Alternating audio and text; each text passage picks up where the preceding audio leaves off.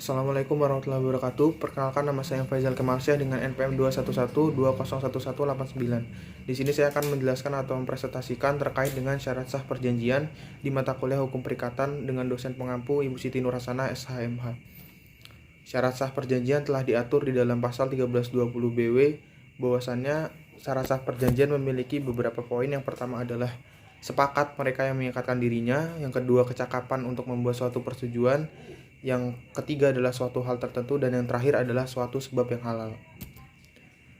Sepakat mereka yang mengikatkan dirinya artinya bahwasannya kedua belah pihak harus mempunyai kemauan yang bebas untuk mengikatkan diri, dan kemauan itu harus dinyatakan berdasarkan hal tersebut. Itu tidak ada unsur paksaan ketika kedua belah pihak melakukan perjanjian, dan juga kemauan yang bebas dianggap tidak terjadi ketika perjanjian itu terjadi karena paksaan atau duang, kekhilafan atau dueling, atau penipuan, bedrag.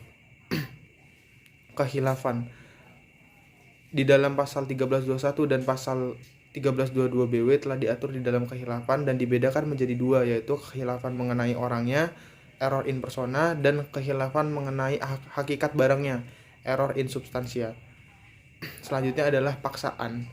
Di dalam pasal 1323 dan pasal 1324 BW, yang dimaksud dengan paksaan adalah kekerasan jasmani atau ancaman dengan sesuatu yang diperbolehkan hukum yang menimbulkan ketakutan kepada seseorang sehingga ia membuat perjanjian. Selanjutnya adalah penipuan. Di dalam pasal 1328 BW, penipuan mensyaratkan adanya tipu muslihat yang dilakukan oleh individu, dan juga penipuan tidak dipersangkakan tapi harus dibuktikan.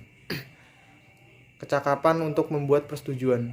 Kedua belah pihak harus cakap menurut hukum untuk bertindak sendiri, bahwasannya di dalam undang-undang telah menetapkan tidak cakap untuk melakukan perbuatan hukum itu seperti apa. Selanjutnya adalah suatu hal tertentu, bahwasannya yang diperjanjikan dalam suatu perjanjian haruslah suatu hal atau suatu barang yang cukup jelas atau tertentu. Kejelasan mengenai objek perjanjian ialah untuk memungkinkan pelaksanaan hak dan kewajiban. Suatu sebab, kausa yang halal. Dapat diartikan bahwasannya kausa adalah isi perjanjian itu yang menggambarkan tujuan yang akan dicapai para pihak, sehingga isi dari perjanjian tersebut tidak boleh melanggar undang-undang, ketertiban umum, dan kesusilaan. Selanjutnya adalah akibat hukum jika tidak terpenuhinya syarat sah perjanjian.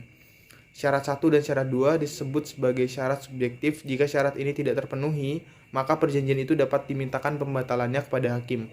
Pembatalan dapat dimintakan dalam tenggang waktu 5 tahun berdasarkan pasal 1454 BW. Syarat 3 dan 4 disebut syarat objektif. Jika syarat ini tidak terpenuhi, perjanjian batal. Perjanjian dianggap tidak pernah ada.